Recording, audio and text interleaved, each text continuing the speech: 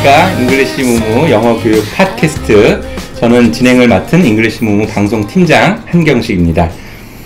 네, 잉글리시 무무에선 영어 교육에 관한 여러 학습 콘텐츠, 팟캐스트나 영상 등의 다양한 형태로 제공해드리고 있습니다.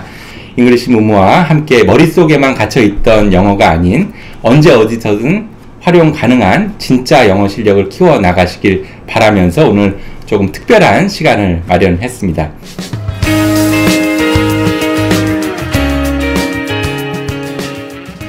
여러분은 혹시 실용영어란 말 들어보셨나요?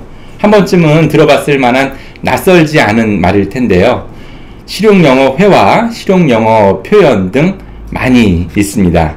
그렇다면 실용영어란 과연 무엇일까요? 실용영어는 어떻게 공부해야 하는 것일까요? 이에 대한 답을 찾기 위해서 저희가 이번 특집을 마련했습니다. 바로 콜로케이션의 모든 것입니다. 실용영어와 콜로케이션이라 과연 어떤 관계가 있을지 궁금하시죠? 네, 이 시간을 함께 해주시기 위해서 특별한 손님 두 분 모셨습니다. 먼저 잉글리시 무무의 창업주이시자 전국 학습관, 천여 개의 학습관을 운영하고 계신 김성수 회장님 나오셨습니다. 안녕하세요. 네, 안녕하세요. 네, 많은 분들이 또 이렇게 영어 교육 설명회나 또 학부모 어머니 교실이나 그런 곳에서 많이들 보셨을 텐데요. 간단하게 회장님 소개 좀 해주시겠습니까? 뭐 제가 제 자신 소개하는 게 그렇습니다만은 20년 동안은 타 회사에서 임원으로 일을 했었고요. 지난 10년 전부터는 제가 한국 영어 교육에 불만이 있었어요. 어떻게 하면 초중학생들에게 좀 효율적으로 공부를 더 시킬 수는 없는 것인가 하는 그런 불만들이 있어서 조금 어렵다고 생각했지만 그 점에 대해서 문제를 좀 해결해 보고자 잉글리시 무무를 2005년에 창업을 해서 벌써 11년이 오래됐네요. 그동안 많은 학부형들의 협조와 또 학생들의 노력 끝에 또 저희 임직원들의 노력으로 많은 영어 교육적인 EFL 환경에서 발전이 있었다. 그렇게 말씀을 간략하게 드리고 싶습니다. 네. 김성수 회장님께서는 학부모님, 특히 어머니들 가운데에서는 굉장히 유명하신 분으로 알고 있습니다. 많은 어머니 교실이나 뭐 영어 교육 설명회 그런 곳에서 많이 활동해 오셨죠? 네, 제가 다른 회사나 또는 저 잉글리시 무무 회사를 창립을 해서 지금까지 약 30년 동안 5,000회 이상을 3,000명의 어머니들 또는 뭐 적게는 30명, 20명 모시고라도 제가 단 2명이라도 어머니들에게 그렇게 달려가서 학생들과 어머님을 만나서 그동안에 뭐 어머니 교실이랄지 또는 VIP 문학 강좌랄지 또는 스마트 시연회랄지 또는 설명회랄지 등 다양한 현장의 의견을 듣고 말해서 아마 어머니들은 저 많이 친숙하다 이렇게 말할 수가 있겠죠. 네, 그런 어머니들을 위해서라도 또 아버지들 이렇게 많이 보실 수 있도록 오늘 이렇게 팟캐스트 또 인터넷 방송으로 출연해 주셔서 감사드립니다. 고맙습니다. 네, 네, 김병환 선생님께서는 아직은 조금 낯선 용어일 수 있어요. 콜로케이션이라는 교재를 직접 만드시고 또 저자이시기도 한데 굉장히 폭발적인 관심을 많이 불러일으키고 있는데요. 자신 소개 간단하게 좀 해봐 주시겠어요? 네, 안녕하세요. 제 이름은 김병화, 병화 킴 허프맨입니다. 저는 지금 미국에서 거주한 지 20년 됐고요. 고등학교까지 졸업하고 한국에서 그 다음 미국에 가서 대학교 과정 마치고 그 다음 결혼하고 아들 1명 낳고 그러면서 또 대학원 과정에 가서 글 쓰는 자유문학을 공부를 해서 그렇게 되면 제 나이가 이제 나오게 되네요. 그래서 제가 만 20년, 딱 2016년 돼서 만 20년 지금 현재 미국 커네리컷주에 거주하고 있습니다. 아, 네. 여러 가지로 정보 제공해 주실 내용이 상당히 많이 있을 것 같아요. 왜냐면 한국에서도 고등학교 과정까지 공부를 하시고 또 그 이후로는 현지에서 또 공부하시고 많이 또 자녀도 키우시고 하기 때문에 현지에서 느끼신 많은 점들 말씀해 주실 것 같아요. 예, 저도 고등학교 다니기까지는 수능을 세 번째 96학년도 수능을 시험을 봤기 때문에 그 전까지 저는 중학교 때부터 영어를 배운 세대였고 계속 초등학교 때부터 고등학교까지 줄곧 예전에 학습지로 영어를 학습을 했고 그래도 한국 안에서는 영어를 꽤 잘한다고 아주 무모하게 미국에 유학을 가서 전체 과목을 인문학 계통으로 미국 역사 공부를 하게 되면서 그 동안 있었던 자신감하고는 전혀 반대인 오히려 영어가 배우면 배울수록 어렵다는 거를 느끼게 되면서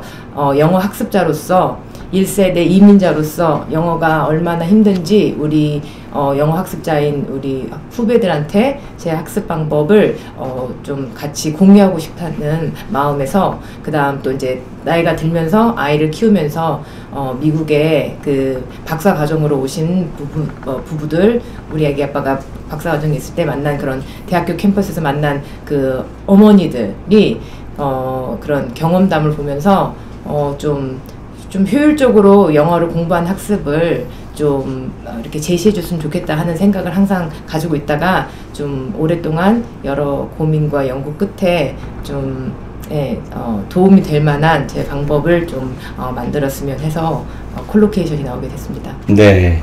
아무래도 한국에서는 미국에 많은 분들이 유학도 많이 가고 학부모들도 많이 관심 갖고 있는 부분이라서 말씀해 주실 부분들이 상당히 많이 있을 것 같아요.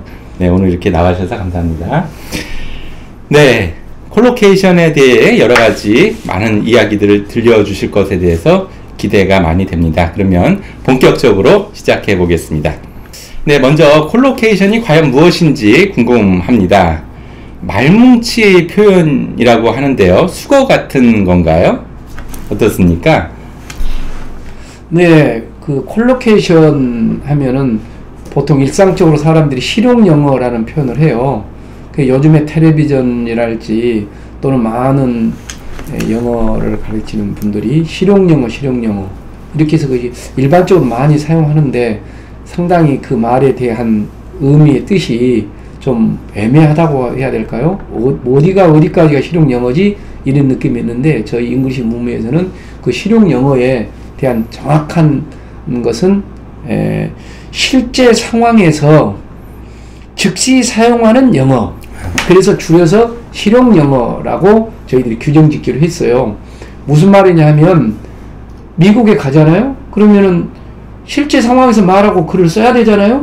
그 즉각 써야 되지 한참 생각 후에 말할 수는 없잖아요.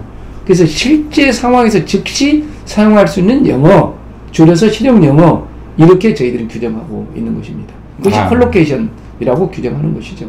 네, 그렇군요. 네, 사실 미국에 이렇게 가서 공부를 해야겠다 막연하게 보내신 부모들이 많이 있고 또 관심 가진 분들이 많이 있을 것 같은데요. 그분들도 막상 가서 어려움이 굉장히 많이 있죠, 회장님?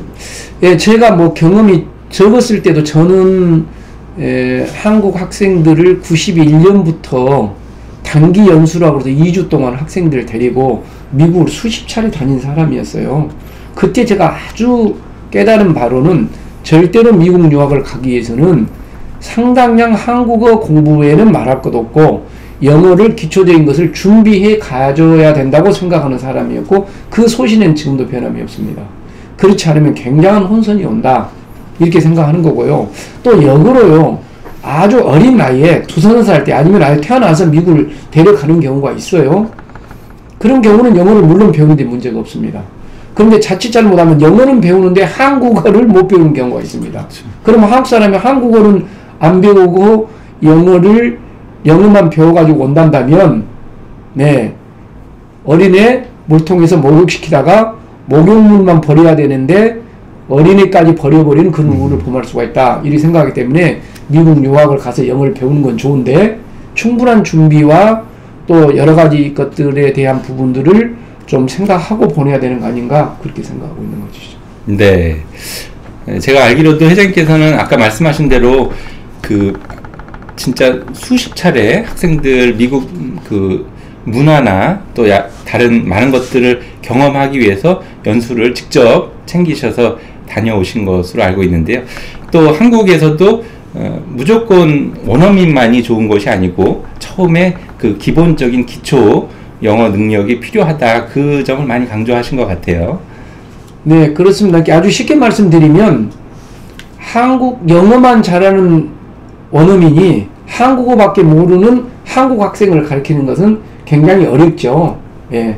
그렇기 때문에 한국 사람이 한국말만 잘한다고 해서 미국 가서 한국어를 가르칠 수가 있나요? 영어만 잘하는 학생들에게 그렇게 해놓고 본다면 우리가 영어 공부를 한다는 것을 쉽게만 생각할 수는 없다 이렇게 보고 있는 것입니다. 네, 실제적으로 그 막연하게 생각하고 또 무조건 미국에 가서 또 여러 가지 어려움을 겪는 그런 예도 많이 보셨을 것 같아요. 많이 봤습니다. 그래서 영어 과거에 특히 90년대 영어의 열풍이 불었죠. 국제화 시대가 열리면서 영어만 잘하면 모든 것이 된 줄 알아서 기러기 아빠네 그렇죠. 기러기 가족이네 해서 애국을 보다 보니까 돈 잃고 또 학생들이 가가지고 영어가 어렵다 보니까 또 엉뚱한 게 또 다른 길로 빠지고 그래서 가족 문제 등 다양한 문제가 있었기 때문에 근데 이제 90년이 지나고 2000년이 들고 또 2010년이 넘어가면서는 지금은 무작정 연수만 보내고 되지 않는구나 유학만 보내고 되지 않는구나 하는 것들이 한국 사회에서도 많이 지금은 그런 것들이 다 알려져 있기 때문에 요즘에 그런 부분들이 많이 좀 줄어들었지 않았는가 하는 문제는 있습니다만 그래도 무모했지만 그때는 무모해서 문제는 생기긴 했지만 도전했는데 지금은 연수도 안 가고 그렇다고 해서 한국에서 또 특별하게 영어에 대한 해답도 못 주고 그러니까 오히려 어떤 면으로는 시도도 해보고 있지 않는 상태이기 때문에 또 다른 문제를 낳고 있는 중 아닌가 저는 또 그렇게도 생각을 하고 있는 것이죠. 네, 김경환 선생님은 실제로 그 한국에서 사시고 또 공부하셨다가 미국으로 건너가셨잖아요. 여러 가지 그 유학생으로서 어려움도 많이 겪으셨을 것 같아요. 저는 유학생으로서 인문학을 아까 전공을 했다고 말씀드렸는데요. 간단히 역사를 공부를 했고요. 또 역사를 공부한다는 거는 한국에서는 어떻게 대학교 과정에서 공부를 하는지는 모르겠지만 저는 역사 공부를 뭐 단순히 연도나 뭐 어떤 상황이 일어났다는 거를 암기하는 그런 과목이 아니라 이제 제가 얘기하고자 하는 의견을 주장을 하고 그 주장에 맞게 책을 읽고 에비던스라 그러죠. 증거물을 사람들한테 글로 써서 주장을 하고 말로 설득을 해야 되고 교실 안에서는 이제 여러 디스커션을 하면서 교수님과 학생들과 여러 그렇게 수업을 하는 식으로 이제 쭉 공부를 하면서 졸업을 했는데요. 특히 이제 졸업반이나 3, 4학년에 올라가면 모든 수업이 다 한국말로는 레포트라 그러나요? 다 페이퍼로 써서 책을 10권 정도씩 읽고 그렇게 쭉 제가 이제 주장하고자 하는 말을 그렇게 에세이를 써서 공부를 하는데 딱 책을 덮으면은 분명히 방금 1초 전에 읽었던 글을 똑같이 제가 혼자서 써낼 능력이 없는 거예요. 하루 이틀이 아니고. 그래서 너무 제가 힘들고 답답해서 이제 영어 교수님 교실에 직접 가서 그 교수님 방에 가서 여쭤보고 또 역사 교수님 방에 가서 제가 정말 이렇게 글이 이렇게 너무 유아 수준으로 쓰는데 제가 글을 봐도 너무 제가 한심한 거예요. 어떻게 향상을 시킬 수 있느냐. 그리고 계속 물어보면 그분들의 하나 같은 대답은 그냥 닥치는 대로 읽어라. 신문이든 잡지건 뭐든 글이건 무조건 읽어라 얘기를 하시는 거예요. 그래서 저는 닥치는 대로 읽어도 전혀 늘지가 않더라고요. 그리고 늘게 하려면은 그냥 무조건 문장을 통째로 외워야 되나 하는 생각인데 그게 한계가 있고 그래서 정말 아주 우울한 시기를 많이 보냈습니다. 그러면서 도대체 한국 학습자로서 이렇게 어려운 영어를 읽기를 분명히 보면 알겠는데 덮으면 못 쓰는 여기에 대한 근본적인 문제점이 뭔지 고민을 많이 했었고 그리고 아기를 키우면서 우리 아들 키우면서 아까 말씀드렸던 그 다른 이제 한국에서 오신 그 아주 어휘 수준도 높고 문법 실력도 되시고 아주 내노라는 대학에 나오시는 분들이 영어를 여러 이유도 있지만 뭐 체면도 있고 다른 나라 가서 이상하게 보일까봐 그런 수치심에 영어를 안 하신 분도 있지만 분명히 다 쉬운 단어로 표현된 한 문장에 아주 쉬운 아이들이 하는 표현들도 못 하시는 거예요. 그래서 그런 걸 보면서 제가 쓰기도 안 되고 그분들도 저렇게 기본적인 대화가 안 되는지 왜 그러는지 그때는 제가 연결을 못 했어요. 네, 그런데 그분들이 데니 엄마 좀 영어 좀 배워줘 가르쳐주세요 과외 좀 시켜줘 하는데 그것도 하루 이틀 가르쳐주는 게 안 가르치는 것보다는 낫겠지만 어디서부터 어떻게 가르쳐야 될지 저도 모르겠고요. 그래서 시간을 지내고 보면서 근본적인 문제가 뭔지 좀 생각을 많이 했습니다. 네. 그런 경우를 보시면서 좀 콜로케이션이라는 개념을 이제 생각을 하게 되신 거네요. 네. 그래서 그 엄마들이 데리고 온 아이들이, 우리 아들이 2살, 3살쯤에 이제 미국으로 오신 분들, 가족 단위로 오신 분들 보면 한국 아이가 됐던 미국 아이가 됐던 처음부터 문장으로 얘기를 하진 않잖아요. 보통 한마디부터 시작을 하죠.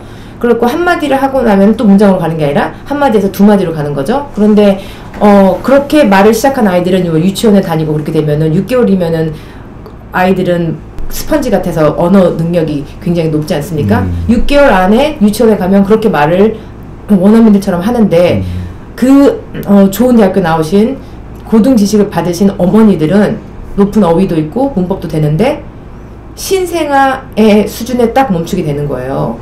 언어적으로. 그래서 나중에는 4살짜리, 5살짜리 꼬마들한테 의지해서 생활을 하시거나 아니면 이제 제가 될 수 있으면 가서 항상 도와드리고 했는데, 제가 거기서 느낀 점은 뭐냐면 한국 아이가 됐건 미국 아이가 됐건 한 단어에서 2문장으로 가는데 그 2문장을 영어식으로 표현을 해야 되잖아요. 그런데 한국 분들은 예를 들면 선택하다라는 표현을 하잖아요. 그럼 선택하다 그러면은 딱 떠오르는 게 한 단어로 그냥 choose 해도 돼요. 선택하다. 그런데 영어식으로는 그거를 영어로 했을 때 2단어로 해보세요 라고 생각을 하면 선택을 하다, do a choice 그렇게 얘기를 하나? 그렇게 되는 거예요. 근데 그게 아니죠. 문법적으로 맞는데 그게 틀리다는 거죠. 완전히.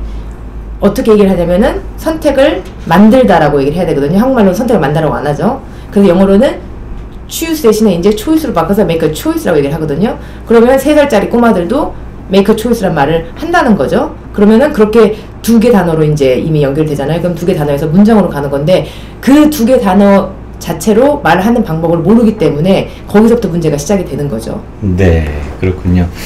제가 알기로도 한국에서도 김병환 선생님 굉장히 영어를 잘하시는 편에 속한 경우인데도 불구하고 가서 그런 어려움도 겪으셨고 또 많은 유학생들이나 또 고등교육을 받은 학부모들이 어려움 겪는 걸 많이 느끼신 거네요. 네. 네. 회장님 어떻습니까? 사실 이렇게 쉽게 얘기하면 콩글리시라고 하잖아요.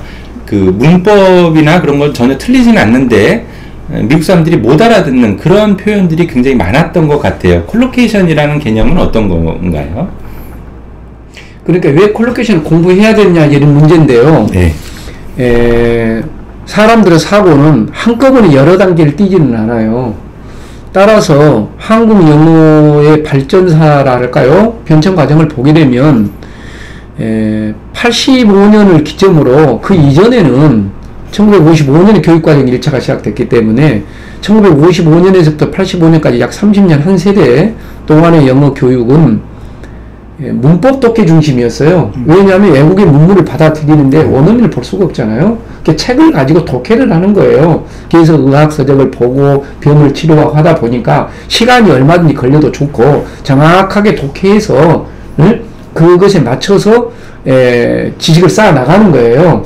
문제는 그랬던데 85년 이후에 86년 아시안게임이 있었죠. 88 올림픽이 있었죠. 90년대 돌아서 세계화가 됐죠. 이러다 보니까 그때는 외국 사람들 직접 얼굴 보고 말을 해야 되잖아요. 문제는. 그러니까 문법 독해에서 벗어나기 시작하고 본격적으로 89년에 5차 교육과정이 들어오면서부터는 굉장히 이제는 말로 소통하는 이게 발달되게 되는 거란 말이죠. 그러다 보니까 이제 발음이랄지 이제 이런 것들이 중요시 되잖아요. 왜 그러냐면 말이 마냥 게 중요한 게 아니라 한국말도 아버지 그래야지 아바지 그럼 뭔 말인지 모르잖아요. 그래서 많이 말한 게 지금 중요한 게 아니라 정확한 단어 하나라도 발음을 해야 되겠다. 이러다 보니까 발음하고 문법하고 막 콜로케이션하고 의사통하고 다 하면 좋겠는데 사람들 우선 그건 안 되니까 90년 초반부터 한국에서는 파닉스 열풍이 불면서 정확하게 발음부터 해보자. 이러기 시작이 됐던 거예요. 그래서 저도 다녔던 회사에 파닉스의 전도사였죠. 제가 보급을 했으니까. 그래서 아주 막 발음이 죽자 살자로 했는데 발음을 하고 나니까 발음은 어느 정도 이제 얘기를 됐거든요. 그런데 애들이 발음을 하는 애들이 그러면 문장을 써보라고 하니까 또 영작도 한 문장도 못 한단 말이에요. 그래서 이건 아니다. 그래서 제가 2005년에 그 회사가 좋고 나쁘고를 떠나서 한자라도 그러면 문장을 써보기라도 하자. 콩글리시가 됐든 잉글리시가 됐든. 그래서 2005년에 이기쓰기 전문 회사를 차려본 거예요. 그래서 발음을 해결하고 어휘를 해결한 다음에 문법을 시작을 했던 거예요. 근데 여기서 문제가 생긴 거예요. 발음하고 문법을 충분히 시키는데도 원어민하고 소통되는 것이 또 안 되는 거예요. 이거 왜 뭐지? 왜 발음도 시키고 문장도 하고 문법도 해서 영작도 하고 얘들이 문장을 5문장도 쓰고 10문장도 쓰는데 이게 영어식 표현이 아니지? 이게 뭐지? 이러다 보니까 우리 마음대로 통용이 되는 것은 콩글리시고 영어식 표현을 써야 되겠구나. 그런데 보니까 한국어는 단어 하나하나에 뜻이 들어가 있는 뜻글자 중심이고 영어는 뜻글자가 아니죠. 소리 중심의 글자죠. 그래서 영어는 대부분이 2개 이상의 낱말로 그렇게 쉽게 말하면 수거나 구라는 말이죠. 이런 걸로 연결이 돼서 문장을 만드는 형태의 구조인 거예요. 그러다 보니까 우리는 전혀 그런 식으로 사용을 안 해봤잖아요. 이게 뭐냐? 그것이 콜로케이션인 거예요. 그래서 말문치 2개 이상의 페어로 쌍으로 가는 식의 문장의 구조 이거를 새롭게 가르쳐야 되겠구나 하고 있는데 그런 경험을 김병하 선생님도 미국에서 똑같이 애로사항을 느끼고 했던 거죠. 이런 철학들이 맞아서 콜로케이션이라는 한국식의 상황에서 이런 콜로케이션식 교육을 시키지 않고는 원어민이 알아듣지 못하는 영어를 하는구나. 이것에 지금 저희들이 철학이 맞아서 콜로케이션 교재를 도입하고 또 콜로케이션에 대한 시리즈를 만들고 또 콜로케이션에 대한 교육적인 철학을 지금 저희들이 이제 발표하게 되는 것이죠. 네, 콜로케이션이 실제 영어 실용적으로 쓰는 그런 표현인 것이죠? 네, 콜로케이션을 제가 아까 전에 선택을 하다 할 때 문법적으로는 dual choice가 많지만 영어식으로 하려면 choose 대신에 make a choice라고 말씀드렸잖아요. 근데 제가 그거를 알게 된 거는 제가 콜로케이션을 만든 건 아니고요. 콜로케이션이라는 용어나 언어들이 영어 학자들이 쓰는 용어는 이미 나와 있고요. 그 다음에 그렇게 크게 범주가 이 사람들이 아주 크게 쓴 범주는 6가지 유형이 있어요. 그 유형 중에 하나가 조그만 유형 하나가 수거에 해당을 하는 거고요. 근데 제가 콜로케이션이라는 이 단어 하나를 제가 알게 된 경우는 제가 2009년이었고요. 그건 어떻게 됐었냐면 읽으면은 이해가 되는데 덮으면은 혼자서 떠오를 수가 없었던 그런 표현들을 닥친 대로 제가 막 하이라이트처럼 이렇게 색깔을 칠해가면서 이렇게 봤는데 보다 보니까 여러 가지들이 보이는데 그 중에 가장 유독 눈에 띄는 게 예를 들면 제안하다라는 말 있잖아요. 그럼 제안하니까 저는 보통 한국 사람들도 본능적으로 튀어나오는 거는 suggest라는 말 알아요. suggest. 그러면은 저도 페이퍼 쓸 때 뭐 I suggest라고 하죠. 그러면 suggest만 하고 나면 그 다음부터 할 말이 이제 없는 거예요. 왜냐? 책을 봤더니 제가 줄 딱 그어서 저한테 눈에 확 튀었던 표현이 make suggestion이 나왔었어요. 그래서 suggest 말고 make 뒤에 suggestion이 나왔네? 이건 뭐지? 라고 해서 제가 인터넷에 들어가서 make suggestion 했더니 여러 가지 나오다가 collocation이라는 단어가 딱 뜨더라고요. 그래서 collocation이 뭐지? 해서 나중에 알아봤더니 남녀공학 할 때 코에드 하잖아요. 코라는 거는 같이 together라는 뜻이거든요. 그래서 로케이션을 같이 하다. 그래서 두 단어를 같이 로케이션을 하다는 뜻인데 제가 make suggestion을 쓰는구나. 그렇게 하다 보니까 suggest에서 make suggestion으로 같은 표현이지만 이렇게 쓸 수 있구나. 선택을 만든다고 얘기를 하구나. 그러면은 이걸 알게 되니까 그러면은 좋은 선택인지 나쁜 선택인지 make a good suggestion, make a bad suggestion, 정말 좋은 제안, make a great suggestion, make a poor suggestion 이렇게 단어 생성 능력 그리고 단어를 영어식으로 결합하는 표현들이 마구마구 쏟아져 나오더라고요. 그래서 제가 그걸 보면서 저는 영어를 꽤 했다고 했는데 이렇게 내가 이렇게 다 알고 있는 단어를 영어식으로 결합하는 방법을 몰라서 내가 그걸 몰라서 글을 쓰는데 이렇게 어렵구나 하는 걸 보고 제가 얼마나 영어를 몰랐는지를 아는 순간이었어요. 콜로케이션 단어를 제가 알게 되면서.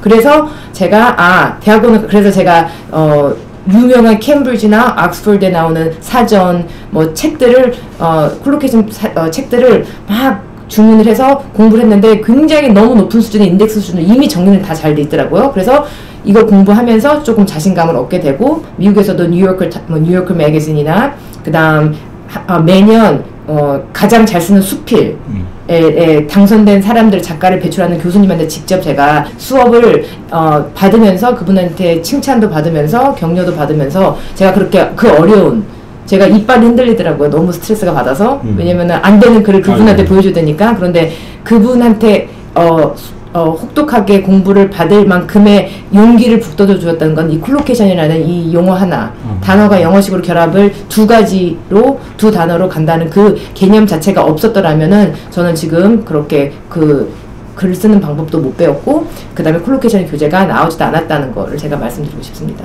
네, 그렇군요. 아까 회장님께서도 말씀하셨던 것처럼 보통 한국에서는 이제 어떤 구나 수거 뭐 그런 형식으로 많이들 외우고 했었잖아요. 그거하고 이 콜로케이션하고는 틀린 거죠? 그러니까 우리 학교 다닐 때 제일로 단어 공부하는 것도 싫었는데 더욱더 어려운 것은 수거, 구, 이리움 이런 말이었거든요. 이걸 외웠어야 한다는 말씀이죠. 문제는요. 그러니까 아주 저는 뭐 영어를 잘하는 사람이 아닙니다만 예를 들면 give up 이렇게 되면 그걸 모르는 사람은 없어요. 중학생들, 초등학생들도 포기하다거든요. 그럼 우리는 무조건 give up, 포기하다 이렇게 배웠다는 거죠. 근데 콜로케이션이란 기본 원리를 알게 되면 give up이 왜 포기하다는 민지를 알게 되는 거예요. 무슨 말이냐면 give라는 말은 주다란 말이잖아요. 기분은 주다고, 업은 위로라는 부사거든요. 그럼 위로 주다? 이거 말이 안 되잖아요. 왜 위로 주다가 포기하다가 되는 거지? 그런데 업이라는 부사의 뜻 중에는 위로라는 뜻 말고 무엇을 완전히 끝내다라는 의미를 갖고 있단 말이죠. 그러니까 주는 것을 완전히 끝내다? 주는 걸 완전히 끝냈으니까 포기하다는 거잖아요. 이런 식으로 배운 것이니까 뭐 그것에 관계되는 게 뭐 클린업이랄지 또는 샷업이랄지 또는 뭐 드레스업이랄지 이런 것들이 이제 마구 쏟아져 나오는 거예요. 문제는. 그러니까 무조건 외웠어야 되는 것이 원리를 알거나 또는 이치를 알게 되면 사용 능력이 굉장히 확장이 된다는 것이잖아요. 문제는. 그래서 무조건 외우는 거, 무조건 암기라는 것은 무조건 또 망각이라는 필연적인 결과를 가져오잖아요. 이런 것에 고리를 끊는, 그렇다고 해서 콜로케이션 모든 원리가 적용되느냐, 그건 아니에요. 그러나 많은 것이 원리가 적용이 되는 거거든요. 그렇게 함으로 해서 어린 학습자들이 정말 무조건 외워야 된다는 이런 엄청난 짐으로부터 이렇게 해방이랄까요? 짐으로부터 벗어나게 해주는 것은 교육자로서는 매우 대단히 큰 아주 보람을 느낀다. 이렇게 봐야 되겠죠. 네. 제가 일반적으로 이렇게 생각해 봤을 때 콜로케이션 개념을 잘 설명해 주신 것 같아요. 단지 저도 예전에 이제 단어나 수거를 무조건적으로 막 외우고 했었는데 말씀하신 것처럼 시간이 지나면 잊어버리는데 원리를 파악하는 것이 굉장히 도움이 된다. 그런 말씀이시죠? 그렇죠. 언어는 한국어가 됐든 영어가 됐든 중국어가 됐든 단어가 핵심이거든요. 근데 그 단어는 무조건 맞는 건 아니에요. 굉장히 자세히 들여다보면 굉장한 일정량의 법칙이 있는 거예요. 그렇지 않으면 법칙이 없는 언어는 있을 수가 없거든요. 언어는 사회적인 약속이라고 스위스 언어학자 소설이라는 사람이 진즉 말했거든요. 사회적인 약속이 언어다. 그렇기 때문에 굉장한 아주 본질적으로는 세심한 원칙이나 법칙이 속에 숨어 있는 거예요. 근데 일반 사람들은, 학자들은 그런 걸 연구를 하지만은 일반 사람들은 그런 법칙이나 원칙을 세심하게 공부해야 될 이유가 없는 거죠. 그러나 언어를 쉽게 배우기 위해서는 상당히 그런 원칙이나 본질을 아는 게 중요하다는 거고, 우리는 콜로케이션을 그런 데 대비해서 한국 학생들이 영어를 쉽게 또는 효율적으로 배우는 쪽을 지금 연구하고 있고 계속 진행하고 있다. 이렇게 말씀을 드릴 수가 있는 거죠. 네. 네, 오늘 잉글리시 문무에서 마련한 이 콜로케이션 특집 방송에서는 콜로케이션의 개념에 대해서 잘 설명해 주신 것 같습니다. 여기서 이 방송을 들으시는 분들께 간단한 퀴즈 질문을 좀 드려보도록 하겠습니다. 지금까지 집중해서 들으신 분들은 아마 쉽게 떠올리실 것 같은데요. 자, 첫 번째 질문입니다. 콜로케이션을 한 단어로 뭐라고 말할 수 있을까요? 네, 두 번째 질문입니다. 콜로케이션은 어떤 영어 능력을 키우는데 효과가 있을까요? 잉글리시 문무 팟캐스트나 잉글리시 문무 홈페이지 게시판에 방송 소감이나 이 질문에 대한 답을 올려주시면 감사하겠습니다. 지금까지 잉글리시 문무 특집 콜로케이션의 모든 것 첫 번째 시간을 함께 해주셨습니다. 콜로케이션이 무엇인지, 또 콜로케이션을 공부해야 하는 이유가 무엇인지에 대해서 특별한 두 분의 손님들을 통해서 대화를 나누어 봤습니다. 이 콜로케이션에 대해서 전해드릴 얘기가 아직 많이 있습니다. 다음 시간에 계속해서 이야기를 나눠보려고 합니다. 기대 많이 해주시고요. 두 분 다음 시간에도 계속 함께 또 좋은 말씀 부탁드리겠습니다. 감사합니다. 감사합니다.